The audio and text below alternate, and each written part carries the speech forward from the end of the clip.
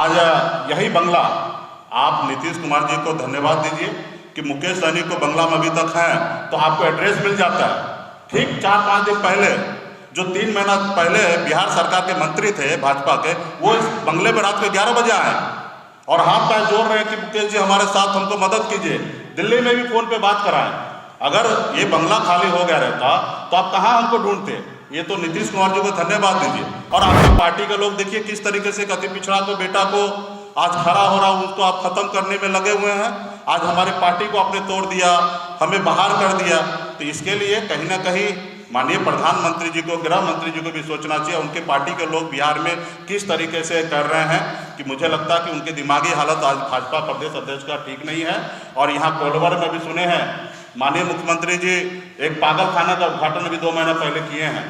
तो मैं तो चाहूँगा कि भाजपा के बड़े नेता ये आपके नाव डुबाने वाले हैं। इससे पहले संजय जायसवाल जी को ये पागल खाना भेज के उनको दिमागी हालत ठीक करवाइए। जब हम चुनाव नहीं लड़े, वो भाजपा का बड़ा नेता, जब संजय जायसवाल चड्डी पहनना नहीं सीखे थे उस समय से बड़ा नेता है, उनके इज्जत मैंने किया, इसलिए हमने 2 जगह चुनाव नहीं लड़ा।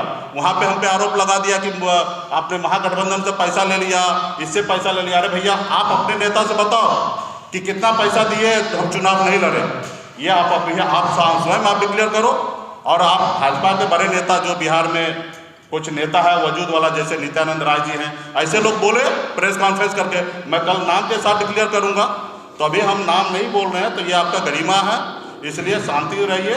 और निषाद समाज को बी टीम हम बात अगर दूसरे का, तो आप ए बना लीजिए ना, आप ए बना लीजिए। मेरा मांग क्या है, निषाद को आरक्षण लागू कर दीजिए और मैं आपके ए टीम में आ जाता हूँ, बगैर कंडीशन का, बगैर शर्त का।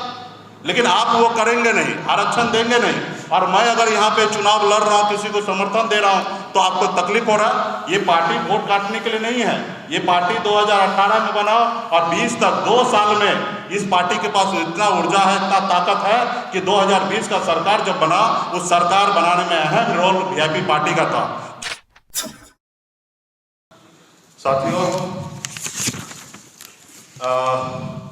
आज आप सभी को जानकारी में है कि कुरंडी विधानसभा का उपचुनाव हो रहा है। वहाँ पे हमारी प्रत्याशी चुनाव मैदान में है और नीलाम जी को हमने टिकट दिया है, ब्राह्मण समाज से है और भूमियार समाज से आते हैं। अब मजबूती से हम लोग चुनाव लड़ रहे हैं। मुझे ये समझ में नहीं आ रहा है कि खास करके भाजपा के प्रदेश अध्यक्ष संजय जायसवाल जी को इतना मुकेश सहनी से दर्द क्यों। मतलब मैं ये जानता था कि उनके सपना में मैं आता हूँ और कुछ जरूरी से ज़्यादा आने लगा। और आज तो उलूल जुलूल बयान देने लगे हैं, ऐसा बयान देने लगे हैं कि ऐसा लगता है कि कोई रोड छाप पार्टी का प्रदेश अध्यक्ष है। भाई, भारतीय जनता पार्टी का प्रदेश अध्यक्ष है, देश दुनिया का सबसे बड़े पार्टी का प्रदेश अध्यक्ष है। थोड़ा सा अपनी पार्टी का गरिमा रखिए। आप अपने विरोधी जो भी नेता उनके बारे में जो भी बोलना बोलिए, एक तर्क के साथ बोलिए। लेकिन जो मर्जी होता वो बोल देते हैं कि भाई मुकेश सहनी बी टीम है, मुकेश सहनी नीतीश कुमार जी का एजेंट है, मुकेश सहनी कोई गुड़गा है, तमाम ऐसे ऐसे पैसे का आरोप लगा रहे हैं, लाखों करोड़ों खोखा का आरोप लगाने लगते हैं। तो मुझे लगता है कि मैं गरीब पिछड़ा अति पिछड़ा समाज का बेटा हूँ। आज हम लोग संघर्ष करने के लिए मैदान में उतरे हैं। भाजपा के प्रदेश अध्यक्ष जितना गाली देना है वो मुझे दे, मुझे कोई फर्क नहीं पड़ता है। और कभी खुद देते हैं, कभी हमारे समाज के बेटा को खड़ा करते उनसे दिलवाते हैं, और जो मर्जी होता वो करते हैं। तो मैं संघर्ष करने वाले लोग हूँ, 8 साल से संघर्ष कर रहा हूँ और मुझे लगता है कि 8 साल तक और मैं संघर्ष करूँगा। 2030 तक हम लोग इतना मजबूत होंगे, हमारे आने वाला पीढ़ी को इतना मजबूत करेंगे कि मुझे उम्मीद है, भरोसा है कि आने वाले 2030 के बाद ये निषाद समाज पे कोई उंगली नहीं उठा पाएंगे और कोई इस तरीके से गाली नहीं देंगे। आज उन्होंने कहा कि नीतीश कुमार जी के बंगला मेहरबानी में दे के रखे हैं। नोटिस हमारे पास भी आया बंगला खाली करने का। हमने 1 महीने का समय मांगा है। आप सभी को पता है कि इस बंगला में अमर शहीद जुब्बा सहनी का बड़ा प्रतिमा है, फूलन देवी जी का प्रतिमा है और कर्पूरी ठाकुर जी का प्रतिमा है। और हमने कुछ समय मांगा है सरकार से कि हम समय रहते हुए खाली कर देंगे। उसके अलावा 30 गुना फाइन के साथ हम रेंट भर रहे हैं। जो इनका रेंट होता है सरकारी, उसके 30 गुना फाइन के साथ हम रेंट भर रहे हैं। और उनको तकलीफ है कि एक अति पिछड़ा मल्लाह का बेटा कैसे घर में रह रहा है। वो रोड पे बाहर निकालना चाहते हैं, जैसे चिराग पासवान जी को निकाले, उनके पिताजी को, प्रतिमा को पैरों के तले कुचले, उसी तरीके से आज एक अति पिछड़ा का मल्लाह का बेटा को रोड पे निकालना चाहते हैं। एक बार तो उन्होंने हमारे विधायक को खरीद लिए, हमें पार्टी को तोड़ दिए, हमें रोड पे ला दिए, और आज चाहते कि रोड पे फिर ला दे। तो मुझे कोई फर्क नहीं पड़ता है। जब हमने मुंबई का घर छोड़ा तो हमने बिहार में लाखों निषाद के घर, दिलों में हमने घर बना लिया। मुझे कोई फर्क नहीं पड़ता, आज बिहार में लाखों निषाद का घर है, दिलों में हम घर बना चुके हैं और मजबूती से हम लोग लड़ने के लिए जा रहे हैं। और आपने देखा कि गोपालगंज और मोकामा में हमने चुनाव नहीं लड़ा, उस पर भी आरोप लगा दें। तो मैं खास करके भारतीय जनता पार्टी के प्रदेश अध्यक्ष को कहना चाहूँगा कि आप अपने पार्टी में शीर्ष नेता से बात कर लीजिए कि आपके बड़े नेता, अब बिहार में बड़े नेता, कद के नेता, उनके कहने से हमने चुनाव नहीं लड़ा। उन्होंने हमारे सामने भी गिड़गिड़ाया कि मुकेश जी आप हमको मदद कीजिए, यहाँ पे चुनाव नहीं लड़िए।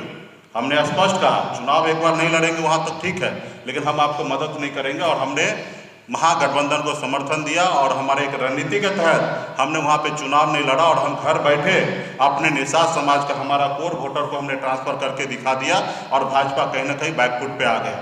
जब हम चुनाव नहीं लड़े तो तकलीफ है, आज मैं चुनाव लड़ रहा हूँ तो उनको तकलीफ है। वो चाह रहे हैं कि भाई आप निषाद की राजनीति कर रहे हैं, निषाद को क्यों नहीं टिकट दिया? अरे भैया आप क्यों नहीं टिकट दिया? हम तो पहले कह चुके थे कि निषाद समाज को महागठबंधन हो, एनडीए हो, जो भी प्रत्याशी बनाएंगे वहाँ पे हम चुनाव नहीं लड़ेंगे। आपके पास भी ऑप्शन था निषाद को चुनाव लड़ाना, आपने चुनाव नहीं लड़ा, फिर नहीं लड़ा निषाद को, तो हम मैदान में लड़े हैं। आप तीन पार्टी के से गठबंधन करके रखे, एक तरफ महागठबंधन 7 पार्टी के साथ था। आप चाहते हैं कि हम यूं ही बेवकूफ़ बने रहे, एक जात से आप चुनाव जीता जा सकता। हमने वहाँ पे मजबूती से भूमियार समाज से हमने वहाँ पे अपर कास्ट में हमने टिकट दिया है और हम उनसे गठबंधन किए, हम जनता से गठबंधन किए। आपके जैसे हम चिराग पासवान जी के पास घुटने पे टेक नहीं दिए, आपने हमारे पास भी घुटने पे टेकने के लिए आए थे, लेकिन हमने आपकी बात नहीं माना। आपने चिराग पासवान जी के पास घुटने पे टेका, हमने तो जनता के बीच में गए और जनता से गठबंधन किया। मुझे पूरा भरोसा है कि निषाद समाज में जितने बड़े संख्या में वहाँ वोट है, उसी तरीके से वहाँ पे अपर कास्ट का 65,000 वोट है और अपर कास्ट भी अगर चाह लेगा कि हमारा अपना समाज का बेटा यहाँ से प्रतिनिधित्व करे तो निश्चित तौर पे वहाँ पे हम चुनाव जीत के आएंगे। और इसी पॉलिसी के साथ हम लोग वहाँ पे चुनाव लड़ रहे हैं। हम कोरम पूरा करने के लिए चुनाव नहीं लड़ रहे हैं, हम वहाँ पे चुनाव जीतने के लिए लड़ाई लड़ रहे हैं। और मैदान में आपने देखा कि बोछा में हमारे पास अपना आधार वोट 30,000 है, यहाँ पे हमारा अपना आधार 30-35,000 वोट है। यहाँ पे जिसके पास 50-55,000 वोट आएगा उनका चुनाव जीत होगा और हमें 15-20,000 वोट चाहिए। अगर भूमियार समाज अगर पूरा अपर कास्ट हमें वोट दे देते हैं तो हम 15 से 20,000 वोट से हम जीतेंगे। तो यहाँ पे भाजपा लड़ाई में ही नहीं है और हमने वहाँ पे प्रत्याशी बनाया हमको, और इसके लिए भी आज उनको तकलीफ है। आज यही बंगला आप नीतीश कुमार जी को धन्यवाद दीजिए कि मुकेश सहनी को बंगला में अभी तक है तो आपको एड्रेस मिल जाता है। ठीक 4-5 दिन पहले, जो 3 महीना पहले बिहार सरकार के मंत्री थे भाजपा के, वो इस बंगले में रात को 11 बजे आए और हाथ पैर जोड़ रहे हैं कि मुकेश जी हमारे साथ, हमको मदद कीजिए। दिल्ली में भी फ़ोन पे बात कराएं। अगर ये बंगला खाली हो गया रहता तो आप कहाँ हमको ढूंढते? ये तो नीतीश कुमार जी को धन्यवाद दीजिए। तो रात को बात कुछ और करते हैं, बंद कमरे में बात कुछ और करते हैं, रोड पे आप गाली देते हैं, गाली दिलवाते हैं। तो भैया आज हम संघर्ष करने के लिए मैदान में उतरे हैं। आप हमको जितना गाली देना है दीजिए, मुझे कोई फर्क नहीं पड़ता है। हम संघर्ष के लिए मैदान में उतरे हैं और मैं तो माननीय प्रधानमंत्री जी से कहना चाहूँगा कि यही आपकी नीति है। आप सबका साथ सबका विश्वास और विकास करने की बात करते हैं। आप कहते हैं अपने आप को मैं अति पिछड़ा का बेटा हूँ, और आपके पार्टी के लोग देखिए किस तरीके से अति पिछड़ा को बेटा को आज खड़ा हो रहा, उसको आप खत्म करने में लगे हुए हैं। आज हमारे पार्टी को आपने तोड़ दिया, हमें बाहर कर दिया। तो इसके लिए कहीं ना कहीं माननीय प्रधानमंत्री जी को, गृह मंत्री जी को भी सोचना चाहिए। उनके पार्टी के लोग बिहार में किस तरीके से कर रहे हैं कि मुझे लगता है कि उनकी दिमागी हालत आज भाजपा प्रदेश अध्यक्ष का ठीक नहीं है। और यहाँ कोलवर में भी सुने हैं माननीय मुख्यमंत्री जी एक पागल खाना का उद्घाटन भी 2 महीना पहले किए हैं। तो मैं तो चाहूँगा कि भाजपा के बड़े नेता ये आपके नाव डुबाने वाले हैं। इससे पहले संजय जायसवाल जी को ये पागल खाना भेज के उनको दिमागी हालत ठीक करवाइए, क्योंकि एक भाजपा का प्रदेश अध्यक्ष बताइए बच्चे के जैसे रो रहे हैं, बच्चे के जैसे गाली दे रहे हैं, वो भी पिछड़ा समाज के लोगों को गाली दे रहे हैं। तो ये करना बंद करें, और मैं मुंह खोलूंगा ना तो भूचाल आ जाएगा। हमको चुप रहने दीजिए, हम चुप हैं, नाम नहीं ले रहे हैं तो नहीं लेने दीजिए। नहीं तो हमने कहा ना 4 दिन पहले आपके एक पूर्व मंत्री बंगला में आके गया, हाथ पांव जोड़ के गया, दिल्ली में बात कराएं। और जब हम चुनाव नहीं लड़े, वो भाजपा का बड़ा नेता, जब संजय जायसवाल चड्डी पहनना नहीं सीखे थे, उस समय से बड़ा नेता है, उनके इज्जत मैंने किया, इसलिए हमने 2 जगह चुनाव नहीं लड़ा। वहाँ पे हम पे आरोप लगा दिया कि आपने महागठबंधन से पैसा ले लिया, इससे पैसा ले लिया। अरे भैया, आप अपने नेता से बताओ कि कितना पैसा दिए तो हम चुनाव नहीं लड़े। ये आप स्वयं आप डिक्लेयर करो। और आप भाजपा के बड़े नेता जो बिहार में कुछ नेता है वजूद वाला, जैसे नित्यानंद राय जी हैं, ऐसे लोग बोले प्रेस कॉन्फ्रेंस करके, मैं कल नाम के साथ डिक्लेयर करूंगा। तो अभी हम नाम नहीं बोल रहे हैं, तो ये आपका गरिमा है, इसलिए शांति रहिए। और निषाद समाज को बी टीम हम बात अगर दूसरे का, तो आप ए बना लीजिए ना, आप ए बना लीजिए। मेरा मांग क्या है, निषाद को आरक्षण लागू कर दीजिए और मैं आपके ए टीम में आ जाता हूँ, बगैर कंडीशन का, बगैर शर्त का। लेकिन आप वो करेंगे नहीं, आरक्षण देंगे नहीं। और मैं अगर यहाँ पे चुनाव लड़ रहा हूँ, किसी को समर्थन दे रहा हूँ, तो आपको तकलीफ हो रहा है। ये पार्टी वोट काटने के लिए नहीं है, ये पार्टी 2018 में बनाओ और 20 तक 2 साल में इस पार्टी के पास इतना ऊर्जा है, इतना ताकत है कि 2020 का सरकार जब बना, उस सरकार बनाने में अहम रोल वीआईपी पार्टी का था। जितना रोल अगर बीजेपी का था, 74 विधायक के साथ उनके पास अगर उतना रोल था, सरकार बना, वही रोल हमारे पास था। अगर हम समर्थन नहीं देते तो भी सरकार नहीं बनता, जेडीयू समर्थन नहीं देते तो भी सरकार नहीं बनता, मांझी जी समर्थन नहीं देते तो भी सरकार नहीं बनता, और भाजपा समर्थन नहीं देता तो भी सरकार नहीं बनता। यानी कि 4 पार्टी मिलकर सरकार बनाए, और 74 हो या 4 हो, सबके पास पावर वही था सरकार बनाने में। तो इसलिए ये पार्टी चुनाव लड़ने के लिए और जीतने के लिए आए हैं, इसलिए शांति से आप लड़िए, जनता के बीच में जाइए। हम भी जनता के बीच में जाएंगे, हम भी अपनी बात रखेंगे, हम अपने लोगों के लिए लड़ाई, हक अधिकार के लिए लड़ाई लड़ते हैं। आपको ए टीम बनाना है, कल दिल्ली में घोषणा कर दीजिए कि निषाद को आरक्षण लागू करते। भैया, दिल्ली में आरक्षण है, बंगाल में आरक्षण है, देश एक है, संविधान एक है, देश के प्रधानमंत्री एक है, फिर हमें आरक्षण क्यों नहीं मिल रहा है? या आप आके प्रेस कॉन्फ्रेंस करके बोल दीजिए कि मुकेश सहनी जी, जो आप मांग कर रहे हैं वो जायज नहीं है, नाजायज है, हम कल से आरक्षण मांगना बंद कर देंगे। आपने 2014 में हमसे वादा किया, आपने आरक्षण लागू नहीं किया, 15 में आपने वादा किया, आरक्षण लागू नहीं किया, 20 में वादा किया, आपने आरक्षण लागू नहीं किया। तो भाई 3-3 बार आपने वादा करके आरक्षण लागू नहीं कर रहे, या बता दीजिए कि हम गलत मांग कर रहे हैं, तो हम परसों से मांगना बंद कर देंगे अगर नाजायज मांग है तो। जब हमारे एक भाई को बंगाल में आरक्षण मिल सकता है, जबकि बिहार, बंगाल, उड़ीसा, झारखंड एक ही राज्य था, और जब हमारे एक भाई को आरक्षण मिल सकता तो एक भाई को क्यों नहीं मिल सकता?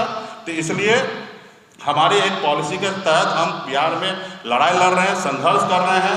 और मैं तो कहा ना कि हम लोग मछली मारने वाले का बेटा है, सर उठा के जीना सीख रहे हैं। और ये लोग तरह तरह के गाली देते हैं, तरह तरह के आरोप लगाते हैं, तरह तरह के परेशान करने में लगे रहते हैं। आज बताइए, एक अति पिछड़ा का बेटा एक घर में बंगला में है, वो भी 30 गुना फाइन के साथ हम बंगला में रेंट दे के रह रहे हैं, तो इनको इतना तकलीफ है भाई? अरे तकलीफ किस बात का? रोड पे उतर जाए, बोलिए आप आ जाओ सरकार। अगर ये इसका बस चलता, ये सरकार में रहता, तो अभी तक हमको बाहर करा देते। कर्पूरी ठाकुर जी का प्रतिमा बाहर फेंकवा देते हैं, जुब्बा सहनी जी का प्रतिमा बाहर फेंकवा देते हैं, फूलन देवी जी का प्रतिमा बाहर फेंकवा देते हैं। इसी विचारधारा के लोग हैं। आपने देखा कि रामविलास पासवान जी को किस तरीके से चिराग पासवान वहाँ से हटे तो प्रतिमा किस तरीके से फेंका गया। तो इस तरीके ये लोग विचारधारा तो ऊपर वाला भी देखें, और इसीलिए लोगों को बिहार के सत्ता से बाहर कर दिए। निश्चित तौर पे ये लोग आज सत्ता में रहता तो मुकेश सहनी आज यहाँ नहीं रहता। ये तो माननीय मुख्यमंत्री नीतीश कुमार जी को धन्यवाद देता हूँ कि आज वो गरीब पिछड़े की बात सुनते हैं और करते हैं। हमारी ये बंगला हमने रजिस्ट्री नहीं किया, हम इसको खाली करेंगे। एक समय के साथ हमने लेके और 30 गुना ज़्यादा फाइन के साथ हम रह रहे हैं, तो इसलिए हम समय के साथ हम यहाँ पे शिफ्ट कर लेंगे। तो इसमें भाजपा को पेट में दर्द क्यों हो रहा है? उनके घर में तो जाकर नहीं रह रहे। ऐसे लोगों के घर में तो एक रोज 1 घंटा नहीं रखेंगे, और इनके घर में जाना भी नहीं। हमने कहा ना, जब मुंबई का मैंने घर छोड़ा तो बिहार में लाखों निषाद के दिल में मैंने घर बना लिया है। मुझे कोई फर्क नहीं पड़ता है, और मुकेश सहनी के पास रहने के लिए बहुत सारा घर है। तो आज ये गाली दे, आज हम लोग संघर्ष करेंगे, और मुझे पूरा भरोसा है 2030 तक हम ऐसी शक्ति, ऐसी ताकत बनाएंगे कि हमारे आने वाला पीढ़ी को कोई गलत नहीं बोलेगा, और जिस जुबान से गलत बोलेगा उस जुबान को खींचने का ताकत हम आने वाले समय में बनाएंगे। ऐसी ताकत हम रखते हैं, और इसके लिए आज हम संघर्ष करें। आज मुझे लफड़े में नहीं पड़ना है, हम गाली गलौज में नहीं जाना चाहते हैं। हम कोई विवाद में नहीं जाना चाहते। आज सिर्फ हम संघर्ष करने के लिए मैदान में उतरे हैं और इन लोगों को जितना गाली देना दे, हम पूरे चुनाव भर इन लोगों का कोई भी बात का जवाब नहीं देंगे। इनको जितना गाली देना दे, हम गाली का जवाब नहीं देंगे। हम जवाब देंगे 8 तारीख को, जिस रोज वोटिंग गिनती होगा उस रोज जवाब दिया जाएगा कि वीआईपी पार्टी के पास ताकत क्या है और वीआईपी पार्टी के पास लोग कितना है। हम वोट से उनको जवाब देंगे। आज के बाद हमने एक भी किसी भाजपा नेता का कोई जवाब हम नहीं देंगे। धन्यवाद।